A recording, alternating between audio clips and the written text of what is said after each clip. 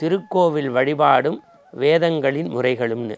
அதாவது வேதங்கள்னால் என்ன, அது எத்தனை வகைப்படும்னு. பொதுவாக ஒளி வடிவில் இருக்கக்கூடிய நல்விஷயங்கள் தான் வேதங்களின் ஆதாரம் அப்படிங்கிறாங்க. இந்த ஒளி வடிவை வைத்து பார்த்தால் எண்ணிலடங்கா வேதங்கள் இருந்தாலும் வேத வியாசர் வகுத்து கொடுத்தது 4 வகையான வேதங்கள்: ரிக், யஜுர், சாமம், அதர்வனம்.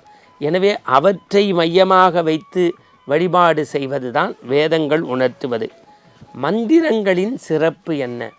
ஒவ்வொரு மந்திரத்திற்குமே ஒவ்வொரு சிறப்பு உண்டு. நான் அடிக்கடி இதே கேள்வி பதிலில் சொல்லேன். மந்திரங்களில் உயர்வானது காயத்ரி.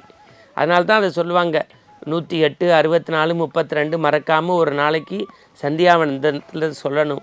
ஓம்பூர் புவட்ச தச்சவதர்வரண்யம் பர்கோ தேவஸ்தே தீமிகி தியோ யோன பிரஜோதியா. உயர்ந்த மந்திர சொற்றொடர் எதுன்னா காயத்ரி மந்திரம்தான்.